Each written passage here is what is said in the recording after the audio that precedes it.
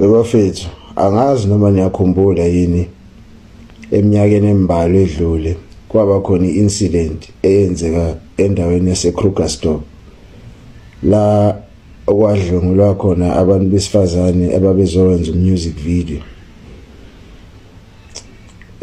aba-gang rape.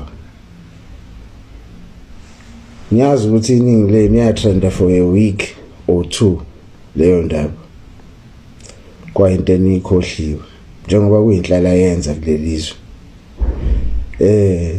Kubulawa abantu brutally, itrend for 2 weeks into yakhona impilo iqhubeka.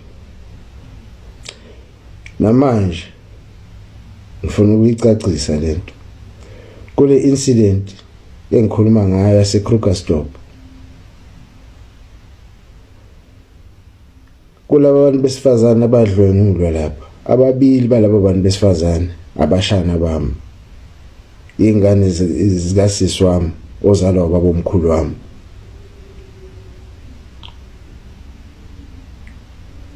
As a country na move on, senakhohlwa nokuthi kwaba nesimo esifana naleso. Thina ezumndeni namhlanje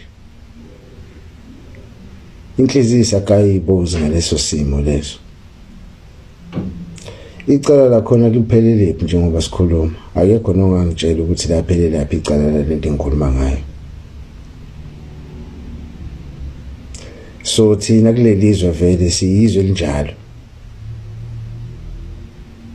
siyizwe linjalo. Into itrenda ngoba itrenda ngaleso sikhathi bese ingathathelelwe inyathelo.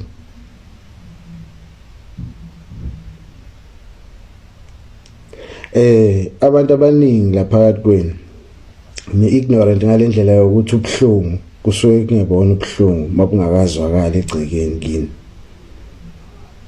kuyoba ubuhlungu mhla sebuzwakele egcekeni lakini.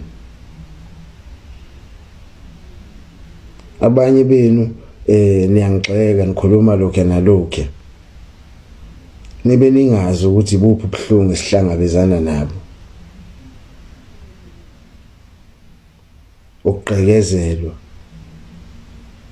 I understand, ukubanjwa inkunzi, yonke lento le emalokishini kanye nasemakhaya esiphuma kuwona kunama unsolved cases amaningi kabi we-murder. Kunama murder cases amaningi unsolved endaweni esibuya kuzona. Ingakho ukubulala umuntu eSouth Africa kungasinto ethusayo. Into ongayenza isinoma kanjani, uyazi ukuthi akusoze kubanjwe, akunamuntu oyokaboshwa. Amacala khona awasolveki. Ngisho ngathi umuntu uyi-high profile kangakanani, nabo Senzo Meyiwa, nabo AKA. Siyazi kule country ukuthi uma ubulewe kufana nokuthi bekubulawa isilwane nje, inkomo noma imbuzi. Akuyona into ezolandelelwa ngaleyo ndlela. Wengane zakwethu, abanye bethu silimele emoyeni, silinyazwa yini ama-social illnesses kanye nama-social injustices kanye ne-equality ekhona amongst society esiyiclaimayo ukuthi i-Rainbow Nation. Kuyoze kube nini sisaba ukukhuluma? Kuyoze kube nini sisaba ukuthatha inyathelo senze ukubonakalayo as youth?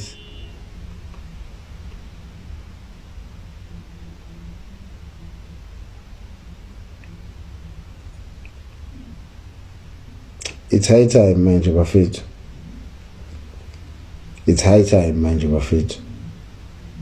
Uvala ngelusise ndawo. Reason why i-colonizer nakulelizwe isazenzela umathanda ingoba kuyaziwa ukuthi abekho abantu abanesibindi sokuthi basukume be-pick up ama-arms be-face i-struggle. I-revolution ayisoze ifandwe guys. awusoze ube umkhulumi weqiniso mawusasaba ukufa. I-destination yethu sonke leyo njengoba siphila ngaphansi komthunzi welanga, sonke siyakagoqa nyawo ngelinye ilanga. Mawuyosaba ukukhuluma iqiniso esenhlizweni yakho elingenanhlamba ekuyuthi iqiniso kuyiqinisela imsulu. Mawuzosaba ukukhuluma into engaphakathi kuwena. Siyisizwe simnyama nje, izinto esizifunda emakhaya lezi. Makuqala kuthiwa ungambheki emehlweni umuntu omdala mayikhuluma, ungamtshela umuntu omdala ukuthi unamanga, ungamphikisa umuntu omdala. Leyo nto njengoba iqala ekhaya iphume kuphi iye kwi-society. Nomuntu okuphethe emsebenzini noma ekutshela noma ekwenzela noma yini ebhedayo uyobheka phansi ngoba wafundiswa ekhaya ukuthi umuntu ongapheki kwakhe awumbheki emehlweni, awumphendule.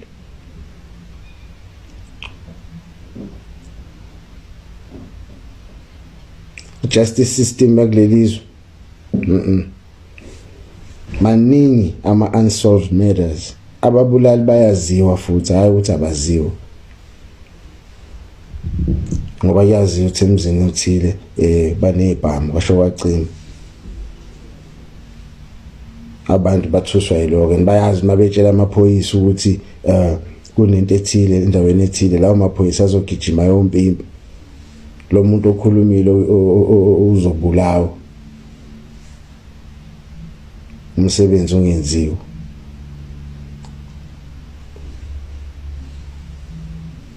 Sesikhathele before nathi sibe ama-member ama-public servant, ama-members akuma-community esiphuma kuwona, siyingane emakhaya esiphuma kuwona.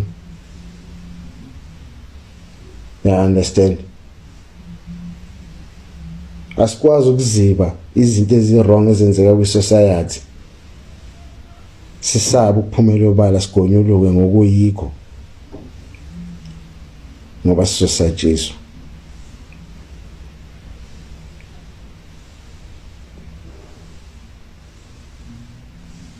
Sonke lemhlabeni asizokuphila ngonaphakade. Reason why kwisizwe simnyama singenawo ama-leaders alida ngokweqiniso ingoba bonke abantu bagijimela ukuthi bagijimela ibhodi eliconsayo, basaba nokufa.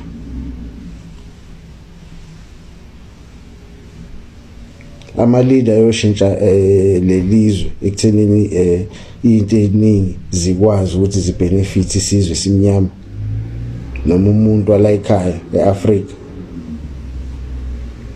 Kuyodinga ukuthi kuba ama-leader angenandaba nemali, angenandaba futhi nelokhuzana nokufa. Sonke sizofa at some point, sizofa sonke. So nje guys, see youth, lama platform akusiya ama platform ukuthi sonke so mimikha izinto, sidance, sicule, senze konke. Bakhona abakwenzayo lokho, kodwa bakhona futhi kumele bazokhuluma okuyiqiniso okwenzeka ku-society la, oku-affect i-society yethu, ukubuyisela i-society yethu emuva. Baningi abantu abahlakaniphile abaphelela kumajele ngenxa yokuthini abanabo abantu abadala kunabo empilweni zabo abazobatshela iqiniso njengoba linjalo, bengashuka khotha izinto, benganesa ama-feelings. Impilo le asikwazi ukuphilela ukuthi sihole sife ngelinye ilanga. Ayikho lento wayikhuluma, ayikho lento wayenza wayakha nangezandla zakhe yo benefit ama-future generations. No man, asingafikeli ukuzo-add ama-numbers kulo mhlaba. Umunye nomunye akadlala iphathi yakhe.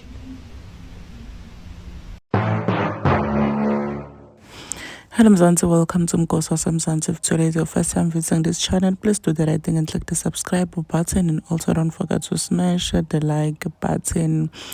Ubuyile unkomosi with another video, and people are now saying ukuthi so fana naNkulunkulu kithi, because my advices akhe netinto latikhulumako atiyakha, and people are saying ukuthi cha, we need more people like him labadoma ubakhulume liqiniso. Abantu abaningi bayithanda kakhulu le video yakhe leya trend la bekakhuluma khona ngetinto le ma-ex convicts langakhulumi ngato letendekako ejele. Ukhuluma liqiniso ke lishiye 99% yabantu basho ukuthi cha siyabonga waze wayibeka indzaba waze wafundzisa, and the other 1% ithi yona wrong wayakhuluma into lenjalo uyabahlambalata ama-ex-offenders, and people are saying ukuthi lento la ikhulumako iliqiniso. So he's back with another video uyasho ukuthi sibantu asifani, and uma sifika ku-TikTok kunebantu abatoqula labanye bajayive, but kunebantu